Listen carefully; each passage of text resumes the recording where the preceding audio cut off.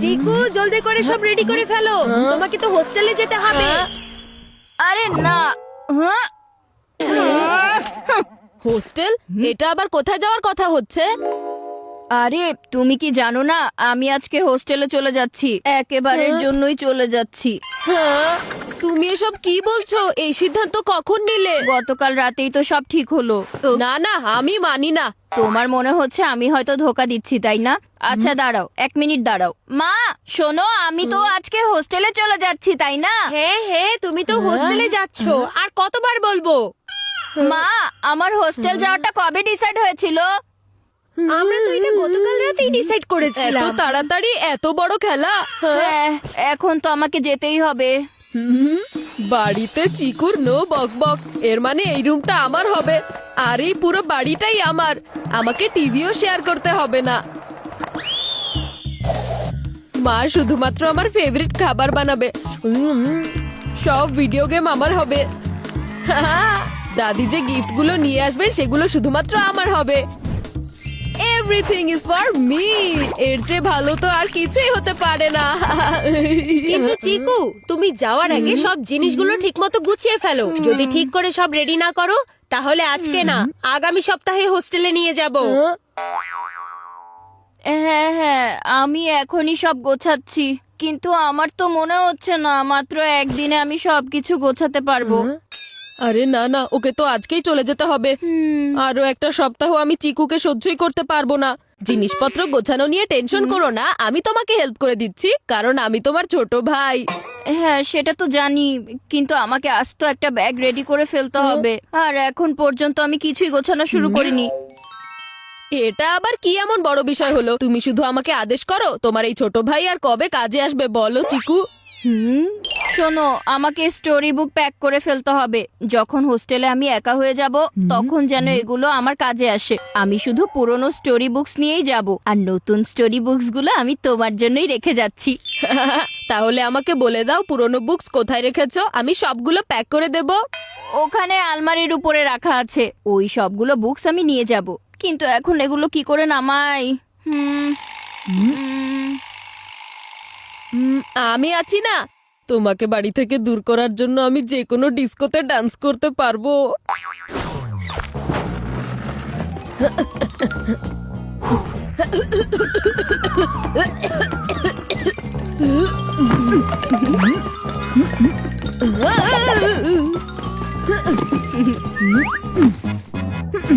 আচ্ছা, তুমি যে ওখানে পুরনো ক্রিকেট ব্যাট দেখতে পাচ্ছ, সেটাও আমাকে দিয়ে দাও। আরে চিকু, তুমি হোস্টেলেই পুরনো ব্যাট নিয়ে যাবে? তুমি তো তোমার ফেভারিট ক্রিকেটারের অটোগ্রাফওয়ালা ব্যাট ছাড়া অন্য কোনো ব্যাটে হাতও দাও না ভাইয়া, কি বলছো? আরে না না, ওই হোস্টেলে আরো কত বাচ্চা থাকবে, ওরা যদি আমার এই ব্যাট মিস ইউজ করে ফেলে, তখন আমার এই ফেভারিট ব্যাট নষ্ট হয়ে যাবে। তাই এটাকে আমি বাড়িতেই রেখে যাব, তোমার সেফটিতে। তুমি এটা ঠিকমতো দেখে রাখতে পারবে তো, তাই না? হ্যাঁ অফকোর্স, ফাইনালি ফেমাস ক্রিকেটারের অটোগ্রাফওয়ালা ব্যাট আমার হাতে চলে এসেছে। আমি এই ব্যাট দেখিয়ে সবাইকে ইমপ্রেস করব। আচ্ছা এখন বলো, আর কি কি প্যাক করতে হবে? জামা কাপড়, টয়েস, পুরোনোগুলোই সাথে করে নিয়ে যাব, কারণ আমি জানি না ওই হোস্টেলে কেমন ধরনের বাচ্চারা থাকবে। হ্যাঁ হ্যাঁ চিকু, এটা খুবই ভালো একটা আইডিয়া। হ্যাঁ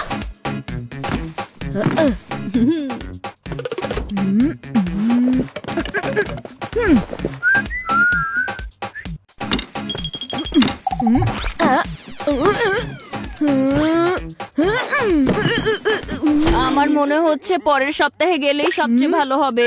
আরে তোমার আবার কি হয়ে গেল? আসলে আমি ভাবছিলাম হোস্টেলে যাওয়ার আগে ভিকি আর সোনুর সাথে একটা ফেয়ারওয়েল পার্টি করে ফেলি, মনে হয় হবে না। কিন্তু পার্টি করতে সবকিছু রেডি করার জন্য আমার হাতে কোনো সময় নেই, সেজন্যই আমি ভাবছি পরের সপ্তাহেই হোস্টেলে যাব, যেটা মা একটু আগে বলেছে। পরের সপ্তাহে? কিন্তু ততক্ষণে মা যদি তার ডিসিশনটা বদলে ফেলে, তখন কি হবে? আবার চিকু যদি তার প্ল্যান চেঞ্জ করে ফেলে, তখন যদি দাদি আর দাদা ভাই চিকুকে না যেতে দেয়, তাহলে? আরে না না বাবা না, একটা পার্টির জন্য আমি এত বড় রিস্ক নিতে পারবো না।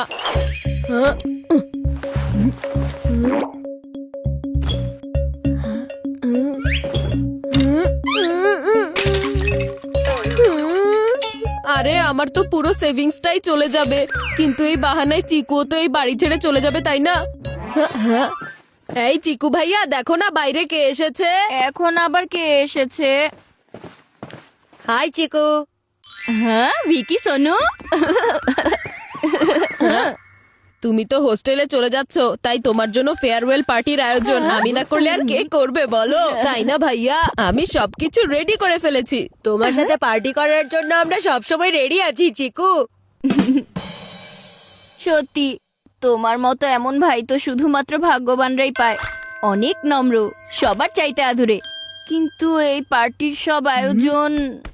কোনো চিন্তা নেই, আমি তোমার সব ফেভারিট জিনিসগুলো রেডি করে ফেলেছি। কোল্ড ড্রিঙ্কস আছে, পপকর্ন আছে, গেমস আছে, তোমরা সবাই শুধু এনজয় করো। এখন শুরু হবে পার্টির আসল মজা। এসব কিছু অনেক ভালো, কিন্তু বান্টি তোমার কাছে না দাদির দেয়া সেই ইম্পোর্টেড চকলেটগুলো আছে? এখন যদি সেগুলো পেয়ে যেতাম তাহলে পার্টির মজাটাই বদলে যেত। দাদির দেয়া ইম্পোর্টেড চকলেট, আর এগুলো তো আমার ফেভারিট গিফট। কিন্তু এই বাহানায় যদি চিকু বাড়ি থেকে আউট হয়ে যায়, তাহলে আমি সেগুলো আবার নিতে পারবো। এই যে নাও তোমরা চকলেট। হ্যাঁ, আরে চিকু, আজকে তোমার ভাই তোমার ওপর অনেক মায়া দেখাচ্ছে। আরে এমন ভাই শুধুমাত্র ভাগ্যবানরাই পায়। অনেক নম্র আর সব চাইতে আদুরে।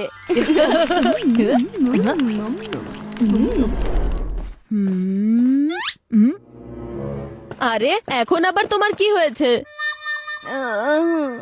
ভিকি আর সোনুর সাথে পার্টি করতে করতে আবার মনে হয়েছে আসলে বান্টি আমার সবচাইতে বেশি তোমাকেই মনে পড়বে।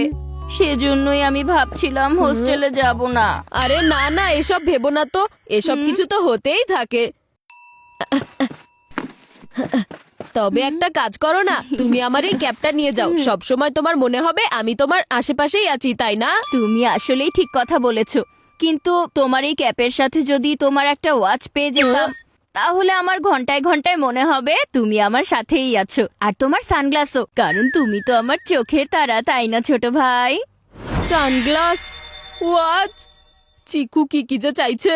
আমার সব ফেভারিট জিনিস আমার কাছ থেকে দূর হয়ে যাচ্ছে, সেই সাথে চিকুও তো দূর হয়ে যাচ্ছে, তাই না? তাহলে ঠিকই আছে। এই যে নাও আমার ওয়াচ আর সানগ্লাস, এগুলো আমার প্রতিদিন মনে পড়বে। ও আর তোমাকেও। থ্যাংক ইউ ছোট ভাই। আমি তোমার সব মেমোরিকে একসাথে করে নিজের সাথে নিয়ে যাচ্ছি। তোমার সাথে কাটানো সব সুন্দর মুহূর্ত আমার খুব মনে পড়বে। খুশির মুহূর্ত তখন আসবে যখন তুমি এই বাড়ি থেকে বের হয়ে যাবে। ও ওয়াও, নতুন চশমা, নতুন ওয়াচ, কি দারুণ চিকু। আজ তো তোমারই দিন চিকু।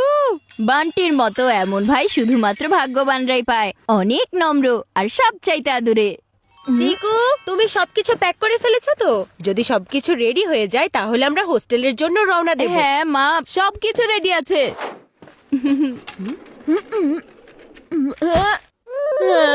ভেরি গুড, তাহলে চলো আমরা হোস্টেলে যাওয়ার জন্য রওনা দেই। আরে ভিকি, সোনু, তোমরা দুজনে আবার কোথায় যাচ্ছ? চিকু যেখানে আমরা সেখানে। আরে বাহ, ওরা দুজনে একটা প্যাকেজ ডিলেই চলে যাচ্ছে। ভালোই হয়েছে, বিপদমুক্ত হয়ে গেলাম।